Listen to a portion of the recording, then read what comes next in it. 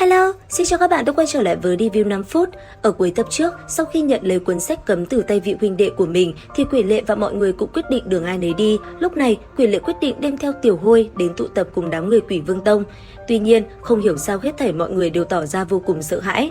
Quỷ Lệ chậm rãi tiến lại gần đám người đang tụ tập, tức thì sắc mặt hắn đại biến, dưới lớp cỏ dày chồng chất 13 cái thi thể, tình trạng hết sức khủng khiếp. Mấy năm gần đây, Quỷ Lệ ở trong ma giáo đã quá quen với cảnh gió tanh mưa máu, nhưng thủ đoạn tàn khốc tới mức này thì quả thực hắn mới thấy lần đầu. Sau một hồi điều tra lần theo dấu vết, Quỷ Lệ rốt cuộc phát hiện ra manh mối hướng đến đám ngưu quái mà hắn đã gặp phải lúc trước. Nhân mã ma giáo, trừ đám người Vạn Độc Môn đã ra khỏi Tử Trạch thì Hợp Hoan phái cũng gặp trường hợp tương tự. Theo như lời thuộc hạ của Quỷ Lệ bẩm báo, Quỷ Vương Tông cùng hai vị thánh sứ cũng đã đến đây. Nhìn thấy tình cảnh này thì sắc mặt rất khó coi. Tuy nhiên, tông chủ cũng căn dặn bọn họ giao việc ở đây cho phó tông chủ về xử lý. Nghe vậy, Quỷ Lệ lập tức lệnh cho thuộc hạ rời khỏi nơi đây, quay về Hồ Kỳ Sơn, còn hắn quay người rời đi hướng khác. Không lâu sau, hắn đã có mặt ở chỗ Dã Cẩu đạo nhân cùng ông cháu Chu Nhất Tiên. Trong lúc để Tiểu Hôi cùng Tiểu Hoàn chơi đùa, thì Quỷ Lệ đến trước mặt Chu Nhất Tiên xin chỉ giáo một vấn đề. Hiển nhiên việc hắn quan tâm nhất lúc này chính là thông tin về ngưu quái. Chu Nhất Tiên trầm mặc một hồi, rốt cuộc cũng nói cho hắn biết đám quái thú này là một trong 63 dị tộc ở Nam Cương. Tiếp đến, ông nói cho Quỷ Lệ rất nhiều tin tức mà bấy lâu nay Du Sơn Ngoạn Thủy bản thân đã thu thập được. Sau khi nghe xong, thầy Dã Cẩu có ý muốn ở cùng hai ông cháu này, Quỷ Lệ cũng không cưỡng ép mà quay người rời đi. Đợi cho bóng lưng hắn biến mất, Kim Bình Nhi không biết đã xuất hiện từ bao giờ. Nàng ta tiến lại gần Chu Nhất Tiên, xem ra là muốn hỏi kỹ hơn về thông tin của ngư nhân quái. Cũng trong lúc này, ở tại Tiểu Trúc Phong, trong đêm trăng mờ ảo, thân ảnh bạch y của Lục Tuyết Kỳ cô độc một mình múa kiếm. Sau một hồi, nàng trầm mặc đứng trước thềm vọng nguyệt đài, phóng tầm mắt nhìn ra vô tận. Trong tâm nàng từ từ dâng lên chính là mối hoài niệm nhu tình đang dần hóa thành nỗi niềm thương tâm.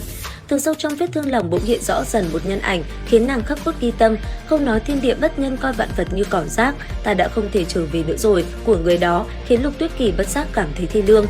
Chuyển cảnh đến một nơi khác chính là ở phía cực nam của Thần Châu Hạo Thổ, tương truyền là nơi sông núi hiểm trở, có rất nhiều độc trùng mạnh thú. Tại phần đất cực nam bằng phẳng, bỗng tự dưng nhô lên một dãy núi cao nguy nga, đỉnh núi xuyên vào tận mây, phân chia rõ ràng hai vùng Nam Bắc. Đồng thời, đây cũng là nơi phạm vi thế lực của phần Hương Cốc.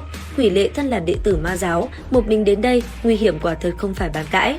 Sau 3 ngày phi hành không ngừng nghỉ, hắn đã có mặt ở vùng phụ cận của Thập Vạn Đại Sơn. Hắn vừa đến, bỗng nhiên một đạo hồng quang vụt qua mặt, hướng về phía ngọn núi bên cạnh rồi hạ xuống. Ánh mắt Quỷ Lệ nhìn chăm chú vào đạo hồng quang quỷ dị kia, lông mày dần dần nhíu lại. Một lúc sau, hạ quyết tâm trong lòng rồi đuổi theo xuống chân núi.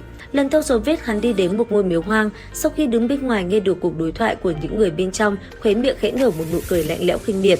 Đúng lúc này, ở cách cổ miếu không xa, bỗng bùng lên ánh lửa cùng tiếng bạo động lớn. Đứng cách xa đó hàng chục trượng, Quỷ Lệ cũng cảm thấy sát khí lẫm liệt.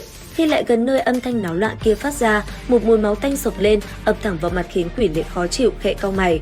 Hắn tiện tay hạ sát một vài quái ngưu đang chạy lại phía mình, rồi quyết định tìm chỗ ẩn nấp để quan sát tình hình xung quanh. Cũng trong lúc này, ở tại một hang động, bóng dáng Quỷ Vương Tông và U Cơ hiện ra, chính ánh hồng của máu tươi đã chiếu sáng toàn bộ hang đá. Thật không biết làm sao, Quỷ Vương Tông lại có thể kiếm được một lượng máu tươi nhiều đến như vậy. Trong không khí nồng nặc mùi máu tươi từ phía dưới bốc lên. Ở giữa huyết trì là hai con thú to lớn ướt sũng máu, một con là Hoàng Điểu ở trong Tử Trạch, con còn lại chính là kỳ thú Quỷ Ngưu ở Đông Hải Lưu Ba Sơn. Quá nửa thân hình của hai con kỳ thú thượng cổ này đều ướt đẫm máu trong huyết trì. Đồng thời, phía trên huyết trì là một đạo ánh sáng đỏ sẫm bao bọc lấy thân hình của chúng.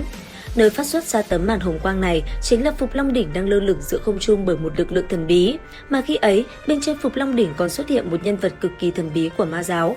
U Cơ chợt nhận ra, ý chính là Quỷ Tiên Sinh.